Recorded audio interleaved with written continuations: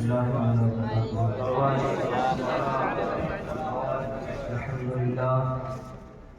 الحمد لله رب العالمين والعاقبة للمتقين والصلاة والسلام على سيد المرسلين وعلى آله وصحبه أجمعين أما بعد أعوذ بالله من الشيطان الرجيم بسم الله الرحمن الرحيم ألا إن أولياء الله لا خوف عليهم ولا هم يحزنون صدق الله العلي العظيم وصدق رسوله النبي الكريم ونحن على ذلك لمن الشاهدين والشاكرين والحمد لله رب العالمين. اللہ کی سرتابہ قدم شان ہے یہ، اللہ کی سرتابہ قدم شان ہے یہ، انسان نہیں انسان وہ انسان ہے یہ، قرآن تو ایمان بتاتا ہے یہ، ایمان یہ کہتا ہے میری جان ہے یہ. گنبد خضرا کے دامن کی ہوا مانگی ہے، گنبد خضرا کے دامن کی ہوا مانگی ہے، ہم نے مرنے کی مدینے میں دعا مانگی ہے. زندگی مانگی کسی نے تو کسی نے جنت، ہم فقیروں نے مدینے کی قضا مانگی ہے. اور لگا لے جلوے کعبہ مجھے بھی اپنے سینے سے، لگا لے جلوے کعبہ مجھے بھی اپنے سینے سے، خطائیں بخشوا کر آ رہا ہوں میں مدینے سے. کیا انکار دوزخ نے جلانے سے یہ کہہ کر، مدینے کی مہک آتی ہے مجرم کے پسینے سے، مدینے کی مہک آتی ہے مجرم کے پسینے سے. مجھے اتنا یقین ہے نسبت آل پیغمبر پر، مجھے اتنا یقین ہے نسبت آل پیغمبر پر، کہیں بھی دفن کر دو میں اٹھوں گا مدینے سے، کہیں بھی دفن کر دو میں اٹھوں گا مدینے سے. اور سوا لا کر کے دے دے خاک ان کے آستانے کی، سوا لا کر کے دے دے خاک ان کے آستانے کی. ایک تدبیر سوچی ہے مجھے بگڑی بنانے کی، کفن پہناؤ تو خاک مدینہ منہ پہ من دینا، یہی بس ایک صورت ہے خدا کو منہ دکھانے کی، یہی بس ایک صورت ہے خدا کو منہ دکھانے کی. اور یا رسول اللہ کھاتے ہیں تیرے در کا، پیتے ہیں تیرے در کا، پانی ہے تیرا پانی، دانا ہے تیرا دانا. اور سنگے درے جانا پہ کرتا ہوں جبھی سائی، سجدہ نہ سمجھ نزدیک سر دیتا ہوں نذرانہ. پھر تجھ کو کیا دل کا ساجد نہ دیا، پھر تجھ کو کیا بے خودی میں سجدہ دریا طواف، جو کیا اچھا کیا پھر تجھ کو کیا. میری دوزخ سے تو کچھ چھینا نہیں، خلد میں پہنچا رضا پھر تجھ کو کیا، خلد میں پہنچا رضا پھر تجھ کو کیا. سارے شام سے لے کر کے اب تک آپ نے بہت ساری نعتیں سماعت کی ہیں، بہت ساری مقامتیں سنی ہیں. حضور سید صاحب قبلہ کا بیان ہوا، اس کے بعد قاری نثار حشمتی صاحب کا آپ نے زوردار بیان سماعت کیا. ناظم اجلاس آپ کو بار بار کچھ نہ کچھ سناتے رہتے ہیں. تھوڑی دیر کے لیے میں آپ کے سامنے حاضر ہوں. اس بیچ میں کوشش کروں گا آپ کو اولیاء اکرام اور ان سے متعلق جو اعتراضات سنیوں پر کیے جاتے ہیں، میں ان کے طور پر کچھ بیان کرنے کی کوشش کروں گا. اور اس سے بیشتر میں اپنی گفتگو کو سیدنا سرکار اعلیٰ حضرت سرکار کے کلام کی تشریح کے ساتھ ابتدا کروں گا. میں اپنی گفتگو کا آغاز کروں. آئیے ہم اور آپ مل جل کر اس کریم نبی، اس عظیم نبی کی بارگاہ میں ہدیہ درود و سلام پیش کریں، جس بارگاہ میں 70,000 فرشتے صبح حاضر ہوتے ہیں اور 70,000 فرشتے شام کو سلام کرنے کے لیے آتے ہیں. اور جو فرشتہ ایک بار آ جاتا ہے دوبارہ اسے آنے کی کبھی مہلت نہیں نصیب ہوگی. وہ کریم نبی جس کی شان عقل سے ماورا ہے، جس کا مرتبہ یہ ہے کہ ہم سوئے تو وضو ٹوٹ جاتا ہے، لیکن وہ سوئے تو وضو باقی رہتا ہے. ہم گھومتے اگر ہم گھومتے تو وبا پھیلتی ہے، لیکن مصطفیٰ کریم صلی اللہ علیہ وسلم لعاب دہن ڈال دے تو شفا ملتا ہے. ہم کسی سے ملتے ہیں آپس میں تو وہ ملاقات کہا جاتا ہے، لیکن اگر مصطفیٰ رب سے ملتے ہیں تو معراج اسی نبی کی بارگاہ میں درود و سلام کا نذرانہ پیش کریں. پڑھیں بابا سے بلند اللہم صلی علی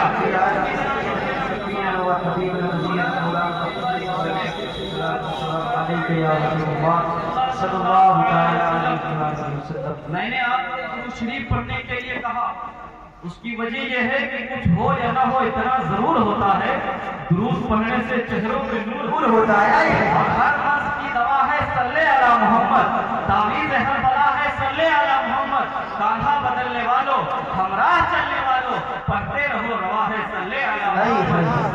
کسی نے اپنے نبی کی تعریف کی، کسی نے اللہ کی تعریف کی، تو یہ کہا اللہ وہ ہے جس نے زمین کو بنایا ہے، اللہ وہ ہے جس نے آسمان کو بنایا ہے، اللہ وہ ہے جس نے 18,000 عالم کو بنایا ہے. اللہ اکبر. اپنے اپنے اعتبار سے سب نے تعریف کی، لیکن جب ہم لو لگائیں گے بریلی کے امام کی بارگاہ میں اور یہ کہیں گے اے مجدد اعظم، آپ 14ویں صدی کے مجدد اعظم ہیں، آپ نے 1000 سے زائد کتابیں لکھی ہیں، علم توفیق میں آپ کا یہ عالم تھا کہ آپ دن کے اجالے میں آپ سورج کی روشنی سے اپنی گھڑی ملا لیا کرتے تھے، رات کی اندھیری جب ہوتی تھی آپ کی گھڑی خراب ہو جاتی تھی تو چاند کی چاندنی سے آپ اپنی گھڑی ملا لیا کرتے تھے. اے اعلیٰ حضرت، آپ اپنے نبی کی، آپ اپنے رب کی تعریف کیسے کرتے ہیں؟ تو اعلیٰ حضرت فرماتے ہیں اگر میں حمد کروں گا تو یوں کہوں گا وہی رب ہے جس نے تجھ کو ہوا تک گرم بنایا،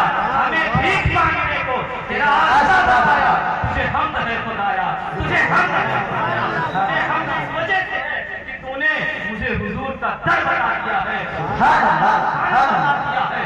اللہ اکبر. بریلی کے امام فرماتے ہیں کہ اعلیٰ حضرت رضی اللہ تعالیٰ عنہ فرماتے ہیں کہ مصطفیٰ کریم کے جیسا کوئی آیا ہی نہیں ہے. حسان ابن ثابت نے بہت پہلے کہا تھا وَأَحْسَنُ مِنْكَ لَمْ تَرَ قَطُّ عَيْنٍ وَأَجْمَلُ مِنْكَ لَمْ تَلِدِ النِّسَاءُ خُلِقْتَ مُبَرَّأً مِنْ كُلِّ عَيْبٍ كَأَنَّكَ قَدْ خُلِقْتَ كَمَا تَشَاءُ.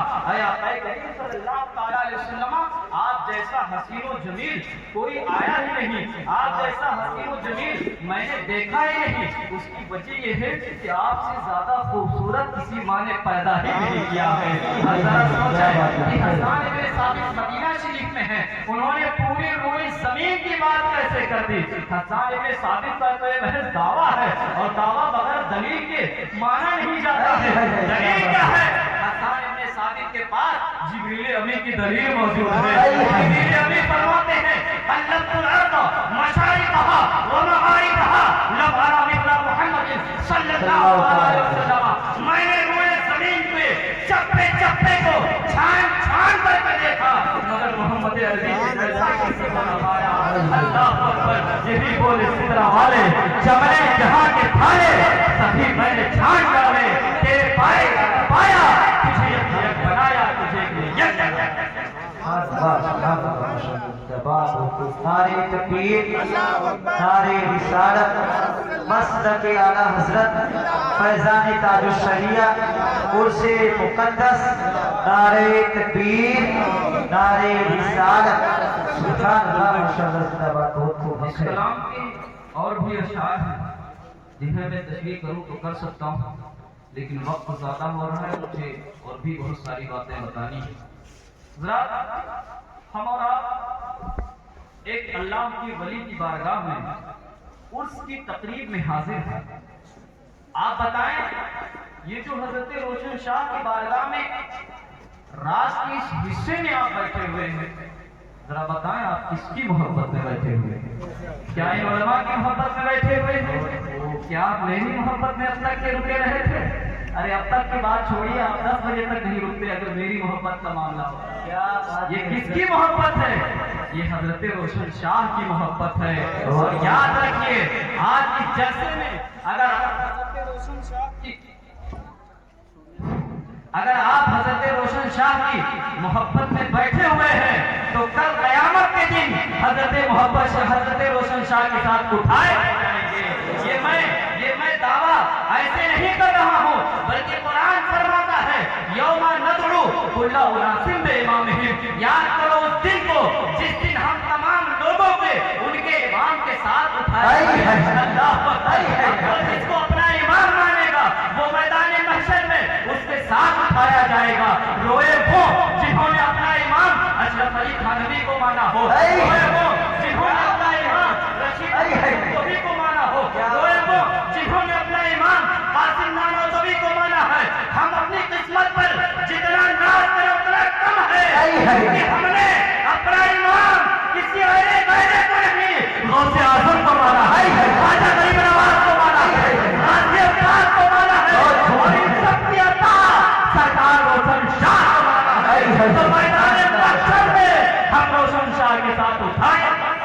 माशाअल्लाह हक है सुभान अल्लाह। कि कुरान फरमाता है यौम नदउ कुल्ला उनासिन बिइमामिहिम, याद करो उस दिन को जिस दिन हम लोगों को उनके ईमान के साथ उठाएंगे। यानी वो किसके पीछे चलते थे, जिसके लिए रातों को जगा करते थे, किसके जिक्र से वो लुत्फ अंदोज हुआ करते थे, किसके लिए अपनी नींदें कुर्बान किया करते थे। ये भी मोहब्बत का इजहार है मेरे प्यारों, ये मैं नहीं, हुजूर ने इरशाद फरमाया है मन अहब्बा शैअन अक्सरा मिन ज़िक्री, जो जिससे जितनी ज्यादा मोहब्बत करता है उसका तज़किरा उतना ही ज्यादा किया करता है, उसका जिक्र वो उतना ही ज्यादा सुना करता है। हज़रात मैंने कुरान पाक की आयत की तिलावत की है।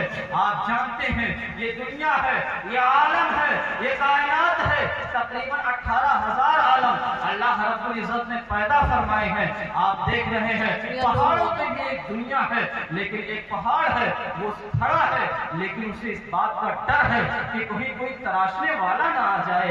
हजरात पेड़ है लगा हुआ है, लेकिन उसे इस बात का खौफ है कि कहीं काटने वाला ना आ जाए। पौधे हैं लगे हुए हैं, लेकिन उन्हें इस बात का डर है कहीं चौपाया ना आ जाए, कहीं चार पैर वाला ना आ जाए। चार पैर वाले को डर है कहीं बिस्मिल्लाह अल्लाह अकबर वाला ना आ जाए। हर किसी को किसी से डर है। एक मजदूर को डर है कहीं अमीर नाराज ना हो जाए, एक गरीब को अमीर से डर लगता है, एक अमीर को उससे बड़े अमीर से डर लगता है। लेकिन इसी कायनात में कुछ लोग ऐसे भी हैं जिन्हें किसी का डर नहीं हुआ करता है। वो कौन है? कुरान कहता है अला इन्ना औलिया अल्लाहि ला खौफुन अलैहिम वला हुम यहज़नून। ऐ लोगों याद रखो, अल्लाह का जो नेक बंदा हो जाता है उसे किसी चीज का ना तो डर होता है और ना ही किसी चीज का गम होता है। अल्लाह का हो जाता है, सारी कायनात उसकी हो जाती है, सारी खुदाई उसकी हो जाती है। हदीस शरीफ में आया हुआ है जब कोई अल्लाह का महबूब हो जाता है तो अल्लाह रब्बुल इज्जत जिब्रील अमीन से कहता है कि मेरा फला बंदा मेरा महबूब है, क्या तुम उससे मोहब्बत करते हो? जिब्रील अमीन अर्ज करते हैं मेरे मौला जिससे तू मोहब्बत करता है भला मैं उससे कैसे मोहब्बत नहीं करूंगा? तो अल्लाह फरमाता है ऐ जिब्रील जाओ फिर सातों आसमान में ऐलान कर दो कि सातों आसमान के तमाम फरिश्ते उस बंदे से मोहब्बत करने लग जाए। अब जब सातों आसमान के फरिश्ते उस बंदे से मोहब्बत करने लग जाते हैं तो उस बंदे को अल्लाह रब्बुल इज्जत जमीन वालों की नजर में भी महबूब बना देता है। यही शान हजरत रोशन शाह की है। जब अल्लाह ने उन्हें अपना महबूब बनाया तो आसमान के फरिश्तों ने भी अपना महबूब बना दिया। फिर क्या हुआ? अल्लाह ने जमीन वालों के दिलों में हजरत रोशन शाह की मोहब्बत को डाल दिया।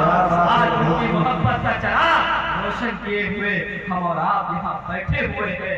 एक अल्लाह के वली की मोहब्बत का चराग है जो हमारे सीनों में चल रहा है। अल्लाह का वली हो जाता है, सारी खुदाई उसकी हो जाती है और वो जिस चीज को जो कह दे वो हो जाएगा। सरकार महबूब इलाही हजरत ख्वाजा निजामुद्दीन रहमतुल्लाह ताला अलैह की बारगाह में एक गरीब आया। उसने कहा हुजूर मुझे कुछ अता कर दो। अच्छा ये अल्लाह वाले फकीर होते हैं, बज़ाहिर इनके पास कुछ होता नहीं है, लेकिन सब मांगने इन्हीं के पास आई है। क्यों?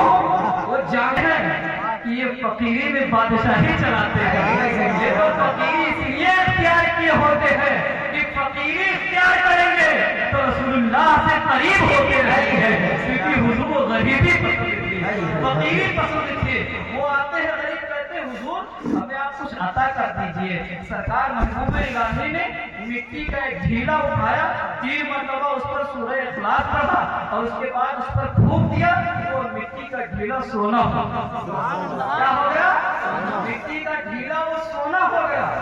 अब वो गरीब वो सोने को लेकर के घर जाता है, खुशी से मचल रहा है कि सोना तो मिला ही, सोना बनाने का तरीका भी मालूम। अब वो घर पहुंचा और रात को अपने घर पे ढेरों मिट्टी इकट्ठा की और फिर सूरह इखलास पढ़ के दम करने लगा। पूरी रात दम کرتے وہ بے دم ہو گیا، لیکن وہ مٹی سے لوہا بھی نہ بنا سکا۔ جب پوری رات دم کرتے کرتے پریشان ہو گئے، پھر صبح آیا حضور کی بارگاہ میں، کہا حضور آپ نے 3 مرتبہ پڑھا تھا اور وہ مٹی سونا ہو گئی تھی۔ پوری رات پڑھتا رہا، پڑھتے پڑھتے پریشان ہو گیا، لیکن مٹی ٹچ سے مس نہ ہوئی۔ تو محبوب الہی نے فرمایا قرآن پاک میں وہی تاثیر ہے، لیکن اس کے لیے محبوب الہی جیسی زبان چاہیے۔ محبوب الہی جیسی جب زبان ہوگی تو مٹی کو بھی اگر پھونک دو گے تو سونا ہو جائے گا۔ یہ اللہ والے ہوا کرتے ہیں۔ یہی وجہ ہے کہ اللہ والا جب دنیا سے جاتا ہے تو وہ مر کے مر نہیں جاتا ہے، بلکہ ہمیشہ کے لیے زندہ ہوتا ہے۔ یہ مر کے مر نہیں گئے ہیں، ہمیشہ کے لیے زندہ ہے۔ ابھی خواجہ بخاری کی بارگاہ میں محبوب الہی فاتحہ پڑھنے کے لیے جاتے تھے، تو ان کا معمول تھا کہ چوکھٹ کے باہر گئے، فاتحہ پڑھا، واپس ہو گئے۔ ایک مرتبہ گئے فاتحہ پڑھنے کے لیے، واپس ہو ہی رہے تھے کہ دل میں خیال آیا، معلوم نہیں خواجہ صاحب کو میرے آنے کی خبر ہوتی ہے نہیں ہوتی، جو ہی دل میں خیال آیا۔ یہ واقعہ سویرے سلامی شریف میں میر عبدالواحد نگرامی رحمۃ اللہ تعالیٰ علیہ نے لکھا ہے۔ جو ہی دل میں خیال آیا تو ان کی مزار سے جواب آیا کہ اے محبوب الہی تم مجھ کو اپنی ہی طرح زندہ گمان کرو، اور اگر تمہیں یقین نہیں ہے تو تم گنبد کے اندر آ جاؤ، میں ابھی قبر سے باہر آ گیا۔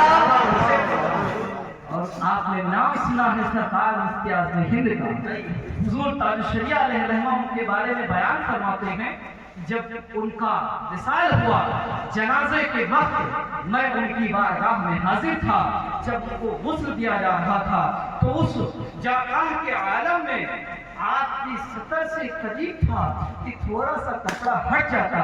سرکار تاج الشریعہ رضی اللہ تعالیٰ عنہ فرماتے ہیں میں نے دیکھا کہ آپ کی 2 انگلیاں اٹھی اور ان سے آپ نے اپنے کپڑے کو درست فرما دیا۔ یہ کس وقت کیا آپ نے؟ جبکہ آپ کو غسل دیا جا رہا تھا۔ اللہ اکبر۔ سرکار تاج الشریعہ فرماتے ہیں اس کے بعد یہ مشہور ہو گیا کہ مفتی اعظم ہند اب بھی زندہ ہے۔ کیا پتا چلا مر کے ٹوٹا ہے کہیں، سلسلے قید حیات، فرق اتنا ہے کہ زنجیر بدل جاتی ہے۔ کون کہتا ہے کہ مومن مر گیا، اس سے چھوٹا وہ اپنے گھر گیا۔ تو زندہ ہے واللہ، تو زندہ ہے واللہ، میرے جشن عالم سے چھوٹا تو اللہ کا ہو جاتا ہے، وہ ہمیشہ کے لیے زندہ ہو جایا کرتا ہے۔ لیکن جو اللہ والا ہوتا ہے نا وہ شریعت کا پابند ہوا کرتا ہے۔ آج کل لوکل پیر بھی بہت چلے ہیں جن کو شریعت کا علم نہیں ہے اور وہ اپنے آپ کو اللہ والا کہتے ہیں۔ میں آپ کو بتاؤں، کہتے ہیں کہ شریعت اور طریقت الگ ہے۔ شریعت اور طریقت میرے دال الگ نہیں ہے، بلکہ میر عبدالواحد نگرامی نے سویرے سلامی شریف میں شریعت اور طریقت کو ایک مثال سے سمجھایا ہے۔ کہا شریعت اور طریقت کو آپ یوں سمجھیں کہ شریعت یہ سر کا بال ہے اور طریقت اسی بال میں مان کا نام ہے۔ اللہ اکبر۔ اب جو کہتے ہیں کہ صرف طریقت والے ہیں، گویا کہ وہ تکلے میں مانگ نکال رہے ہیں اور تکلے میں مانگ نہیں نکلتی ہے۔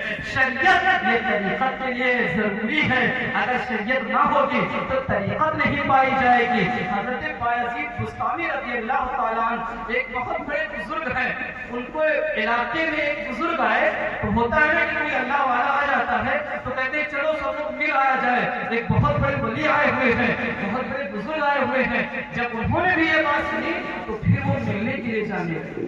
تو جب ملنے کے لیے اس بزرگ کے پاس پہنچے تو انہوں نے دیکھا کہ اس بزرگ نے قبلہ کی طرف تھوک دیا، اور جب انہوں نے دیکھا کہ اس نے قبلہ کی طرف تھوک دیا ہے تو وہ واپس پلٹ آئے اور انہوں نے کہا کہ جو شخص آداب شریعت کو نہ بجا لاتا ہو وہ اللہ کا ولی کیسے ہو سکتا ہے؟ آپ ذرا سوچئے کہ اگر کوئی قبلہ کی طرف تھوک دے تو اللہ کا ولی نہیں ہو سکتا ہے، تو جو 5 وقت کی نماز چھوڑے، جو جمعہ تک کے نہ پڑھے، جو روزہ تک کے نہ رکھے، وہ بھلا اللہ کا ولی کیسے ہو سکتا ہے؟ اللہ کا ولی ہونے کے لیے ضروری ہے کہ اللہ کی شریعت کی پاسداری کرے، خود بھی شریعت پر عمل کرے اور دوسروں کو بھی شریعت پر عمل کرے۔ نعرہ تکبیر، نعرہ رسالت، مسلک اعلیٰ حضرت فیضان تاج الشریعہ ان سے مقدس حضرت روشن شاہ علی رحمہ نعرہ تکبیر نعرہ رسالت سبحان اللہ ماشاءاللہ تصویر کا دوسرا رخ پیش وہ یہ ہے کہ عورتوں کو اعتراض ہے کہ عرس کیوں کرتے ہو، عرس کیوں مناتے ہو، اتنا پیسہ کیوں خرچ کرتے ہو، عرس کہاں سے ثابت ہے؟ اللہ اکبر، عرس یہ حضور علیہ السلام سے ثابت ہے۔ حضور صلی اللہ علیہ وسلم ہر سال شہدائے احد کے مزارات پر حاضری کے لیے جاتے تھے۔ تو جب حضور ہر سال جاتے تھے تو اگر ہم ہر سال روشن شاہ کی بارگاہ میں آئے تو ادھر کیسے ہو گیا؟ اور عرس میں ہوتا کیا ہے؟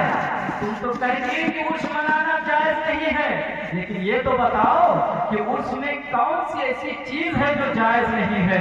کیا ہم نے قرآن شریف پڑھا؟ کیا وہ ناجائز ہے؟ نعت شریف پڑھی گئی کیا وہ ناجائز ہے؟ تقریریں ہوتی ہیں کیا یہ ناجائز ہے؟ سلام ہوتا ہے کیا یہ ناجائز ہے؟ نہیں نہیں، جب یہ ساری چیزیں جائز ہیں تو پھر عرس منانا بھی جائز ہے۔ عرس میں کیا ہوتا ہے؟ احسال ثواب کیا جاتا ہے، اور احسال ثواب یعنی کسی مردے کو، یعنی کسی مرے، یعنی جس کا انتقال ہو گیا ہے اس کو ثواب پہنچانا، یہ قرآن سے بھی ثابت ہے، حدیث شریف سے بھی ثابت ہے۔ قرآن میں اللہ فرماتا ہے والذین جاؤوا من بعدهم یقولون ربنا اغفر لنا ولإخواننا الذین سبقونا بالایمان، اور وہ لوگ جو ان کے بعد آئے وہ کہتے ہیں اے اللہ ہمیں بخش دے اور ہم سے اگلوں کو بخش دے جو ایمان کے ساتھ گئے ہیں۔ یہ جو مغفرت کی دعا مانگتے ہیں یہی تو اس میں ہوتا ہے۔ یہ کہتے ہیں کہ ثواب کیسے کہتے ہو کہ پہنچتا ہے؟ اللہ اکبر، ثواب تو ثواب ہے، مردہ جب قبر میں جاتا ہے تو اس کو انتظار ہوتا ہے۔ حدیث شریف میں آیا ہوا ہے کہ مردہ جب قبر میں جاتا ہے تو اسے انتظار رہتا ہے اس دعا کا جو اس کے باپ کی طرف سے پہنچے، جو اس کے بھائی کی طرف سے پہنچے، جو اس کے دوست کی طرف سے پہنچے۔ حضرات گرامی آپ ذرا غور تو کریں یہ ثواب کس طریقے سے ہوا کرتا ہے۔ ہم اور آپ ایک دوسرے کو ہدیہ دیتے ہیں، عید بقرہ عید کے موقع پر حضور فرماتے ہیں کہ مردوں کو بھی ہدیہ دینا چاہیے۔ مردوں کا ہدیہ کیا ہے؟ نبی فرماتے ہیں اِنَّ ہدیۃ الاحیاء للاموات الاستغفار لہم، بے شک زندوں کا ہدیہ مردوں کے لیے ان کے لیے دعائے مغفرت کرنا ہے۔ اللہ اکبر، کس طریقے سے حضور نے ثواب کے بارے میں حدیثیں ذکر فرمائی ہے۔ میں آپ کو اور بتاتا چلوں، یہ کہتے ہیں ثواب نہیں پہنچتا ہے، حالانکہ ثواب پہنچتا ہے۔ حضور کی بارگاہ میں ایک صحابیہ حاضر ہوئے، انہوں نے عرض کیا رسول اللہ صلی اللہ علیہ وسلم ان امی نظرت ان تحج فلم تحج حتی ماتت، اے نبی پاک صلی اللہ علیہ وسلم میری ماں نے یہ منت مانی تھی کہ میں حج کروں گی لیکن وہ حج نہ کر سکی اور ان کا انتقال ہو گیا، کیا میں ان کی طرف سے حج کر لوں ثواب پہنچے گا؟ حضور نے فرمایا ہاں حج کر لو ثواب پہنچے گا۔ اسی طریقے سے کئی حدیثیں ایسی ہیں جس میں نبی فرماتے ہیں کہ اگر زندہ کوئی کام کرے تو اس کا ثواب مردے کو پہنچتا ہے، لیکن یہ کہتے ہیں کہ زندوں کے عمل کا ثواب مردے کو نہیں پہنچتا ہے تو وہ بھی صحیح کہتے ہیں، وہ بھی حدیث شریف سے ثابت ہے۔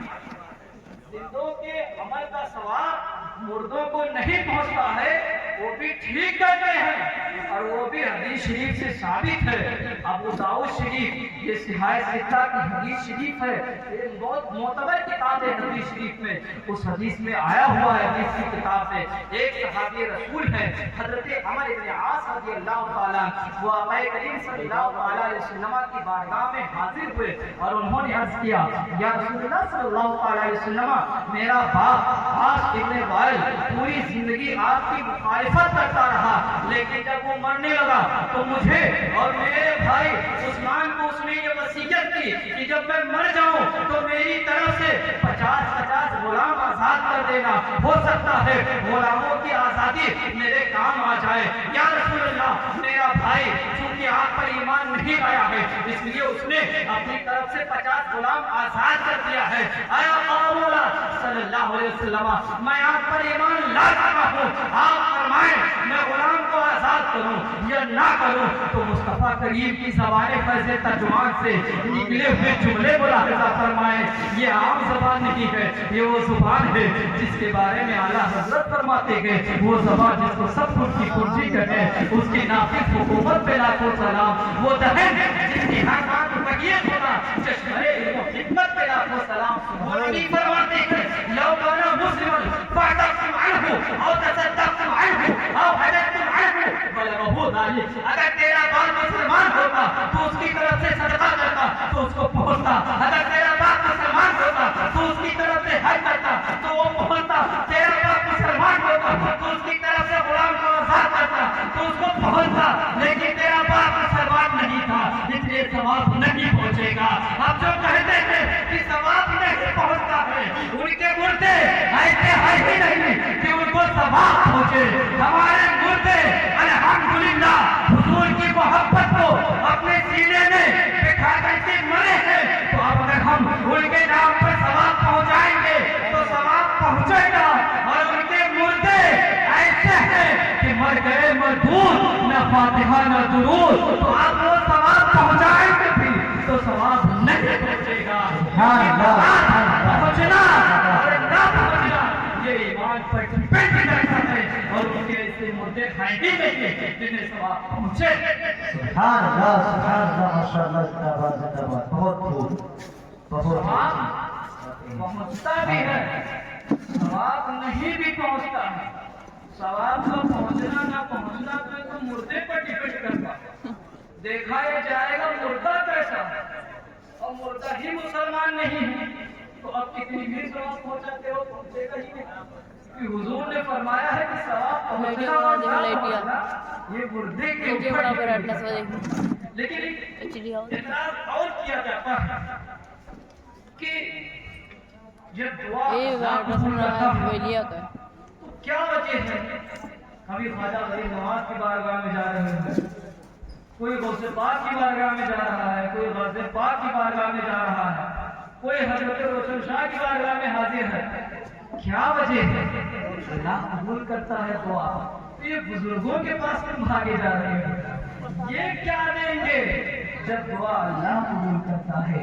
अल्लाह अकबर। मैं आपको इसको एक वाक़ये के साथ में आपको समझाना चाहता हूँ। अभी मुझसे पहले, बहुत पहले आपने देखा था एक सैयदजादे की छोटा मुक़द्दसा से तशरीफ लाए थे, उन्हीं के यहाँ एक नाम है आला हज़रत सरकार अशरफी मियाँ रहमतुल्लाह ताला अलैह का। वो रामपुर के दौरे पर गए हुए थे, तो नवाब रामपुर को जब ये मालूम हुआ कि अशरफी मियाँ रामपुर आए हुए हैं तो उन्होंने दावत भेजी और कहा कि हुजूर हमारे गरीब खाने पर भी तशरीफ लाएं तो जरा नवाजी होगी। तो हजरत अशरफी मियाँ रहमतुल्लाह ताला अलैह वहाँ पहुँचे। तो पहले का मामूल ये था कि जब कोई पीर आता था तो मुरीदों का मजमा लगता था और स्टेज होता था, और वहाँ पीर साहब बैठते थे कि लोगों के शरई मसाइल बताता था। लेकिन अब का मामला ये है कि दावत खाने के लिए पीर साहब है, मसला बताने के लिए बोले साहब। बात वैसे कड़ी लेकिन सच्ची, ऐसा ही होता है।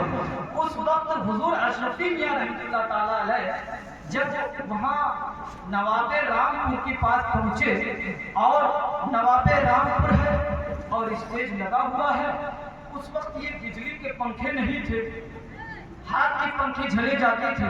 नवाबे रामपुर आजिज़ी और इंकिसारी में सरकार अशरफी मियाँ रहमतुल्लाह ताला अलैह को पंखे चल रहा है हाथ से। ऐलान हुआ जिसको जो पूछना हो पूछे। एक शख्स खड़ा हुआ, उसने कहा हुजूर ये बताइए कि दुआ कौन कबूल करता है। सरकार अशरफी मियाँ ने फरमाया कि तू मुसलमान है, तुझको इतना नहीं मालूम दुआ कौन कबूल करता है?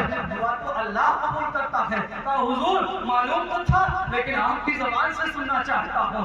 अल्लाह अकबर। तो सरकार अशरफी मियाँ ने फरमाया हाँ दुआ अल्लाह कबूल करता है। तो फिर उसने कहा ये बताइए कि दुआ अल्लाह कहाँ से कबूल करता है? अशरफी मियाँ फरमाते हैं जहाँ से अल्लाह को पुकारोगे अल्लाह दुआ कबूल करता है। एक बार अगर कोई या रब कहता है तो रब्बे ताला 70 बार या दी कहा करता है। जहाँ से रब को पुकारोगे अल्लाह तुम्हारी पुकार को सुनता है और वो दुआएं कबूल करता है। फिर उसने सवाल का रुख मोड़ा और कहा हुजूर आप एक बात समझाइए कि जब दुआ अल्लाह कबूल करता है, जहाँ से दुआ की जाए वहीं से वो कबूल कर लेता है, तो आप क्यों मुसीबत ज़दा से कहते हो कि अजमेर चले जाओ? अगर कोई आसिफ ज़दा है, किसी के ऊपर भूत है, किसी के ऊपर जिन है, तो आप कहते हैं कि छोछा चले जाओ। आखिर क्या वजह है कि आप इन बारगाहों में फेरते हैं? तो सरकार अशरफी मियाँ ने कोई कुरान और हदीस की दलील नहीं दी। कहा है शख्स करीब आ जा, करीब आ जा। करीब आ गया, अपने करीब में उसको बैठाया और ये कहा कि बताओ तुमको पंखे की हवा लग रही कि नहीं लग रही है? उसने कहा जी हुजूर मुझे भी पंखे की हवा लग रही है। कहा जहाँ बैठे थे वहाँ लगती थी? कहा हुजूर नहीं लगती थी। फिर नवाब रामपुर से कहा नवाब साहब ये बताइए आप जब पंखे से हवा दे रहे हैं मुझे दे रहे हैं या इसे दे रहे हैं? कहा हुजूर इसकी क्या औकात है कि मैं इसको पंखे से हवा दूंगा? इस जैसे तो हजारों मेरे दरबार में दरबानी करने के लिए हाजिर रहते हैं, मैं इसको कैसे पंखे की हवा दूंगा?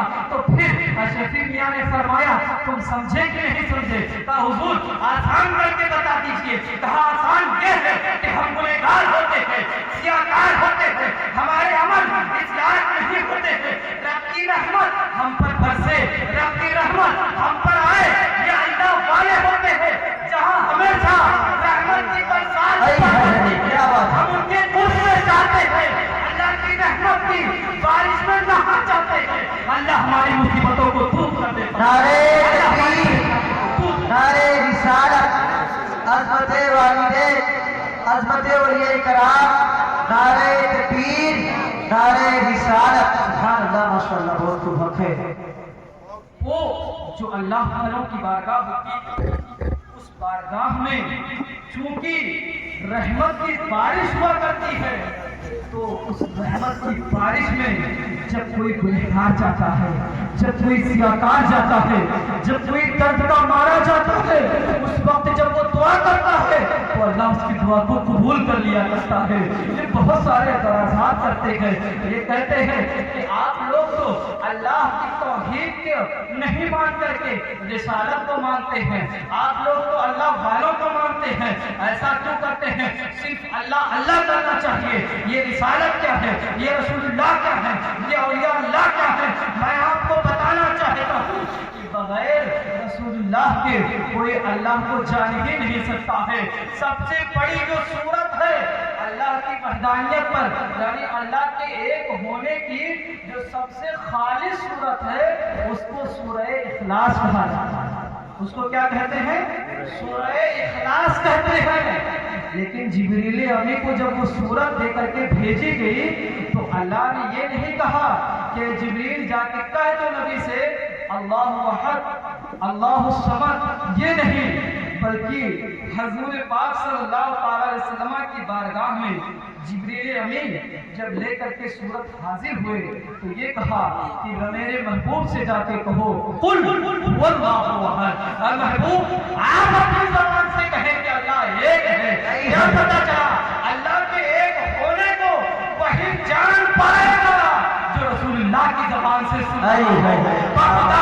खुदा का यही है डर, नहीं और कोई मुकर्रम जो हो यही आगे हो, जो यहाँ नहीं वो वहाँ की बात नहीं होता है, वो कहीं नहीं होता है।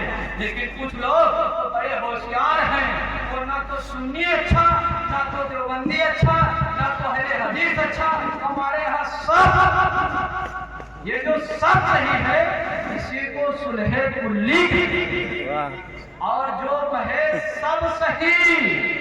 तो हुजूर अलैहिस्सलातु वस्सलाम इरशाद फरमाते हैं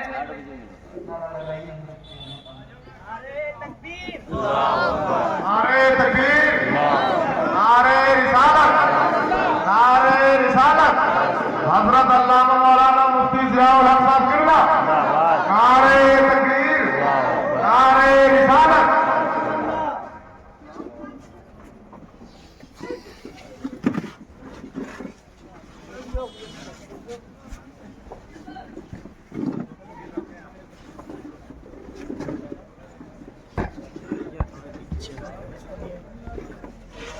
आप तमाम हज़रात तशरीफ रखें। اور حضرت علامہ مولانا ضیاء صاحب اللہ جن کا تمامی حضرات بہت بے قراری کے ساتھ انتظار کر رہے تھے، وہ آپ کی نگاہوں کے سامنے بے باک ہیں. بس حضرت کی تھوڑی دیر تقریر اور ہوگی، اس کے بعد میں آپ جس شخصیت کا بے قراری کے ساتھ انتظار کر رہے تھے، یہ مفتی نہیں صاحب تو ہمارے گھر میں ہیں الحمدللہ، کبھی بھی ہم ان کو بلا کر سن لیں گے، لیکن ہمارے یہ باہر سے آنے والے مہمان آپ کی نگاہوں کے سامنے ہیں. جتنے بھی لوگ بچے ہیں بالکل حوصلہ بلند کر کے اس محفل میں بیٹھے ہیں. سرکار روشن شاہ رحمۃ اللہ علیہ کا فیضان جاری اور ساری ہے. آپ تمام حضرات حضرت کا کتاب سن کر اس کے بعد میں یہاں تشریف لے جائیں. آپ کی نظریں دیکھ رہی ہیں عقیدہ اہل سنت مفتی علامہ مولانا مفتی ضیاء الحق صاحب اللہ کی آمد ہو چکی ہے. اب مجھے زیادہ نہیں بولنا ہے، تھوڑا سا بول کے میں ختم کر دوں تاکہ حضرت کا بھی بیان سنا جائے.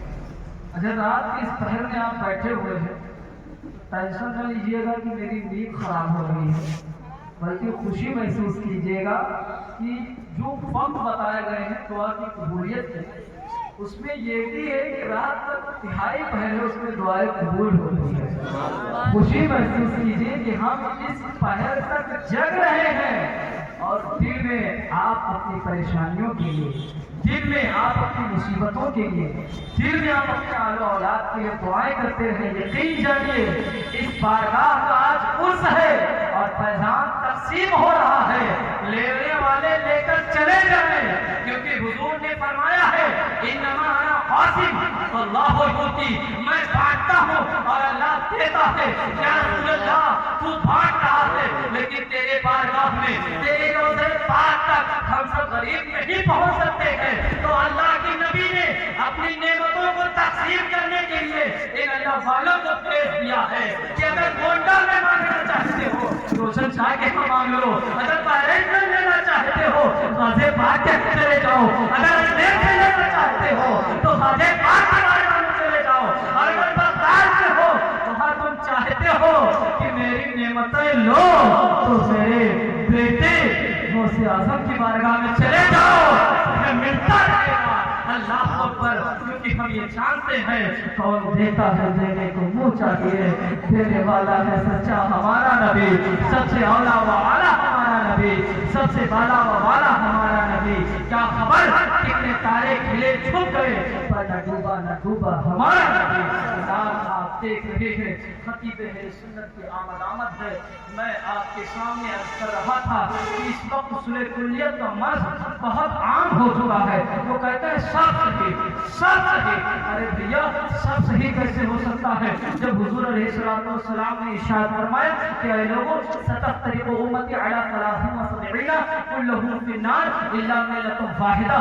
اے لوگوں عنقریب میری امت 73 فرقوں میں بٹ جائے گی، لیکن ان میں صرف ایک فرقہ جنتی ہوگا. جب صرف ایک فرقہ کی جنتی ہونے کے بارے میں حضور نے فرمایا ہے تو تم کیسے سب کو جنتی ہونے کا سرٹیفکیٹ دے رہے ہو؟ کہتے ہیں نہیں کلمہ تو یہ بھی پڑھتے ہیں، نماز تو یہ بھی پڑھتے ہیں، نماز بھی تو پڑھنا ہے، کسی کے بھی پیچھے پڑھ لو. اگر نماز بھی پڑھنا ہوتا تو میدان کربلا میں یزیدیوں کی فوج لمبی تھی، امام حسین یزیدیوں کے ساتھ لمبی جماعت میں نماز پڑھتے.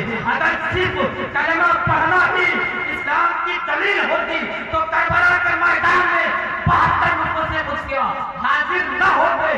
گویا کہ 72 نفوس قدسیہ نے حاضر ہو کر کے یہ بتا دیا ہے کہ ہر کلمہ پڑھنے والا مسلمان نہیں ہوا کرتا ہے، ہر کلمہ پڑھنے والا مسلمان نہیں ہوا کرتا ہے. اللہ اکبر. کسی شاعر نے کیا خوب کہا تھا، مضبوط ہو گیا ہے جگر کربلا کے بعد، مضبوط ہو گیا ہے جگر کربلا کے بعد، اور ہر کلمہ پڑھنے والا مسلمان نہیں ہے. سننے کی کھل گئی ہے نظر کربلا.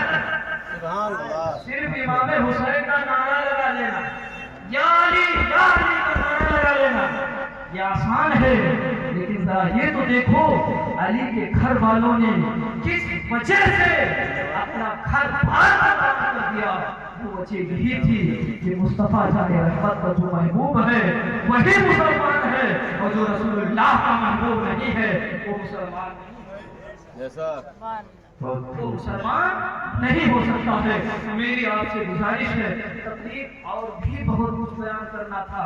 ابھی تو آپ کو یہ بتانا تھا کہ جو اہل قرآن ہے یہ کہتے ہیں کہ ہم صرف قرآن کو مانتے ہیں اور وہ قرآن سے 2 رکعت نماز بھی نہیں پڑھ کے دکھا سکتے. کیوں؟ قرآن پاک میں نماز کا طریقہ ہے یہ. کہتے ہیں ہم اہل حدیث ہیں، صرف حدیث کو مانتے ہیں. وہ حدیث پاک سے بھی 2 رکعت نماز نہیں پڑھ کے دکھا سکتے، کیونکہ حدیثیں الگ الگ ہیں. کسی حدیث میں ہے کان تک ہاتھ اٹھاؤ، کسی حدیث میں کاندھے تک ہاتھ اٹھاؤ. وہ نیت باندھتے ہی پریشان ہو جائیں گے کہاں تک اٹھائیں گے اور کون سی حدیث پر عمل کریں گے کون سی چھوڑیں گے. اور نام پر ہاتھ باندھنے کے سلسلے میں 3 حدیثیں ہیں. ایک حدیث میں نام پر باندھو، ایک حدیث میں نام کے نیچے باندھو، ایک حدیث میں ہے ہاتھ چھوڑ کر. اب بتاؤ کس پہ عمل ہوگا؟ یہ سب تفصیلی گفتگو ہے، انشاءاللہ پھر کبھی بیان کروں گا. آپ اتنا جانیں کہ آپ سنی ہیں، اولیاء کرام کے دامن سے لگے ہوئے ہیں، اولیاء کرام کے دامن سے لگے رہے.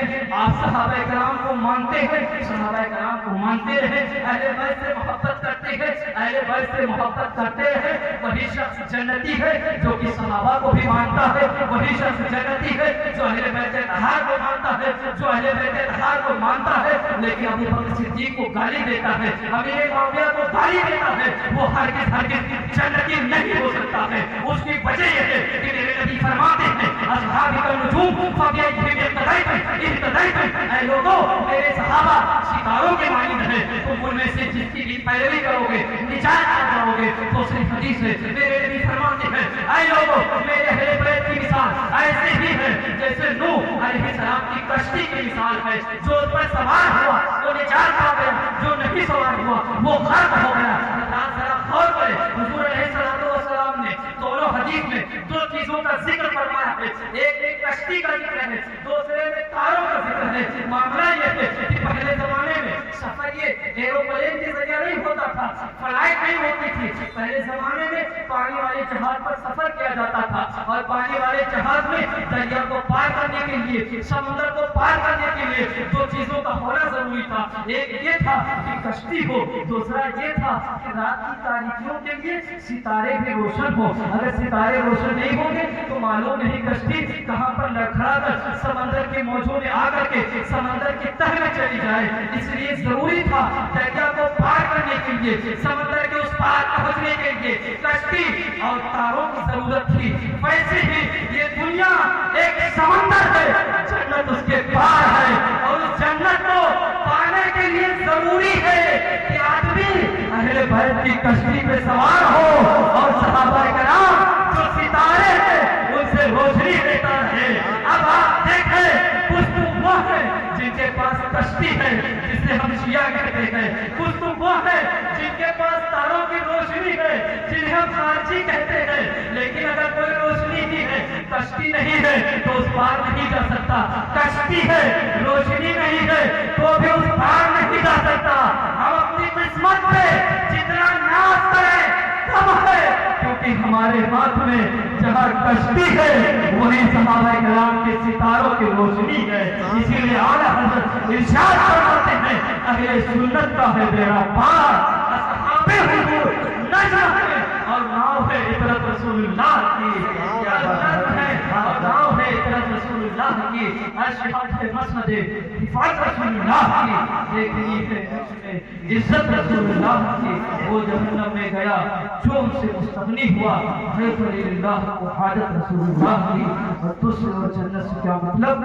بھابی دور ہو ہم رسول اللہ کی جنت رسول اللہ کی. رب بڑے کی بارگاہ میں دعا ہے اللہ تعالی ہم سب کو کہنے اور سننے سے زیادہ عمل کرنے کی توفیق عطا فرمائے. اپنے بزرگوں کے دامن سے لگے رہنے کی توفیق عطا فرمائے.